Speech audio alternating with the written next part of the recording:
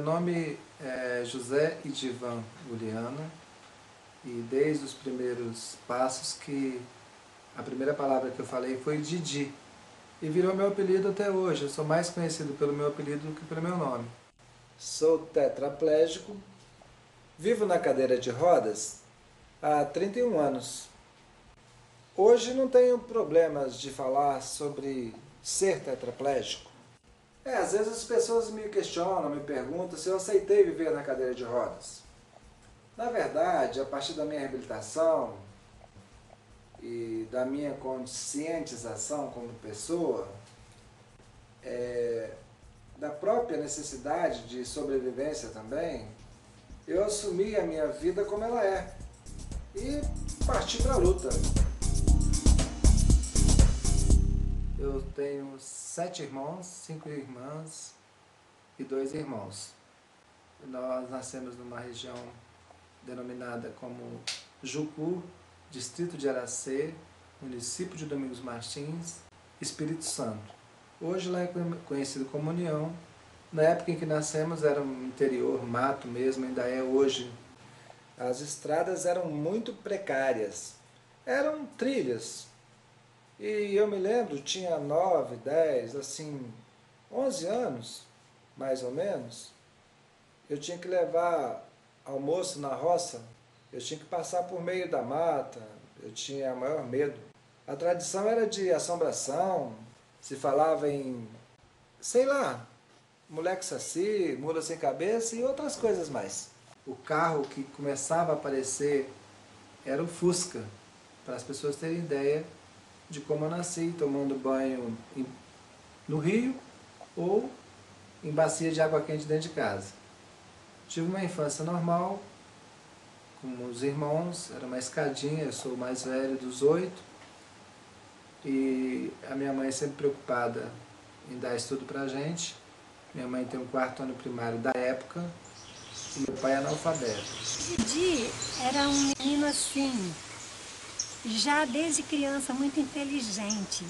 Ele sempre queria demonstrar tudo o que ele fazia de legal, o que ele aprendia.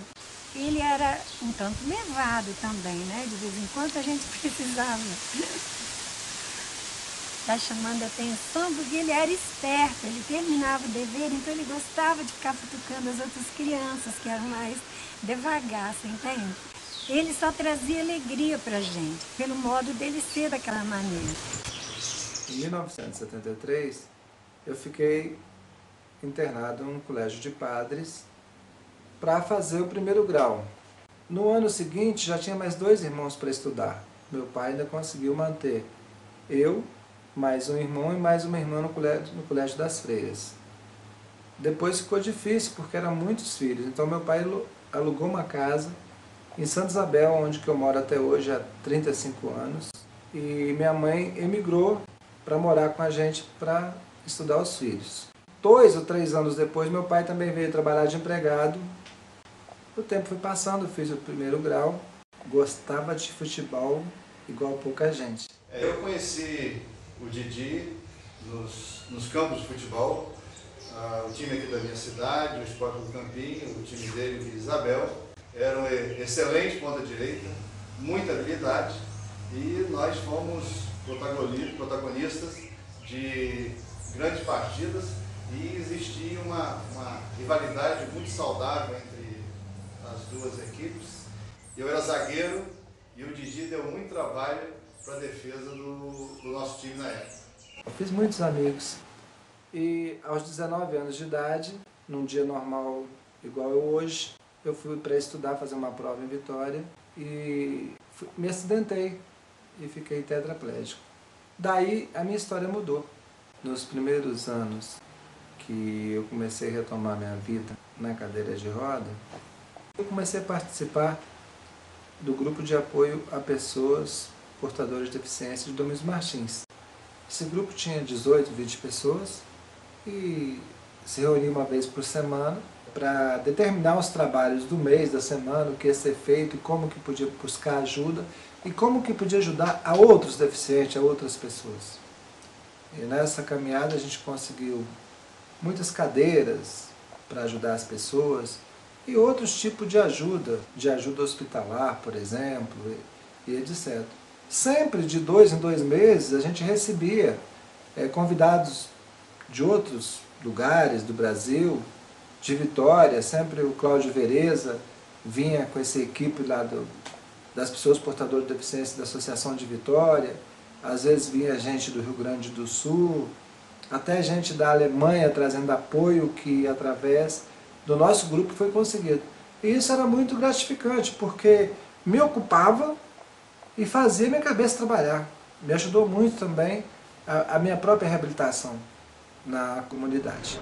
Eu conheci Didi na década de 80, quando o movimento das pessoas com deficiência aqui no Espírito Santo estava nascendo. E Didi rapidamente se tornou uma liderança desse movimento lá na região serrana, na região de Domingos Martins, onde ele mora.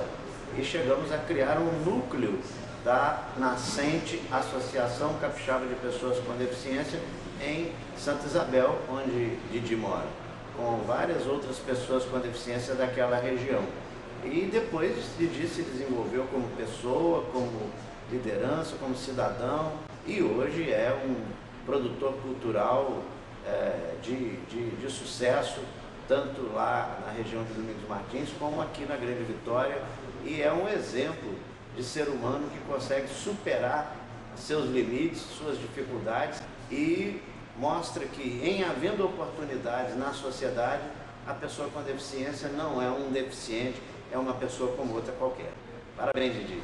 A falta de informação sobre portadores de deficiência é enorme. A própria educação do país não pensa nisso. Eles criam escolas, eles criam acessibilidade com o interesse de ajudar, mas eles não pensam nas categorias de deficiente. Por exemplo, a gente dá uma palestra numa escola, aí uma das alunas me perguntou como que eu fazia para namorar. Eu falei, é simples, primeiro eu tenho que ter uma namorada, tem que ter uma mulher comigo, eu gosto de mulher. Aí ela falou, e depois? Eu falei, bom, aí você conversa. Aí eu falei assim, perguntei para ela também, quando você beija com a boca? Ela, é claro. Eu falei, pois é, eu também beijo com a boca. E aí eu fui desenrolando a conversa, falei para ela, quando você toma banho, você precisa do quê? Água, chuveiro, sabonete, toalha. Eu também, eu tomo banho com água, sabonete, toalha. Aí eu falei para ela assim, você quando vai jantar, você precisa do quê? Comida, um prato, um garfo, os talheres. Eu também, eu sento na mesa, eu já vou sentado, eu já estou na sua frente, vou sentado. Aí eu pego garfo, comida e como com a boca igual você. A única diferença que existe para o não deficiente é a locomoção, é como a pessoa faz para se locomover e para viver. Uns de uma maneira diferente da outra, nem um deficiente é igual ao outro, como nenhuma pessoa é igual a outra. E essa foi a resposta que eu dei para a menina que perguntou como que eu namorava. E é dessa forma. Não tem nada de anormal, tudo simples, como a vida.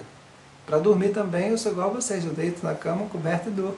E assim eu fui aprendendo com as próprias pessoas, com os meus amigos, com os deficientes, e consegui adaptar meu carro, hoje eu dirijo normal.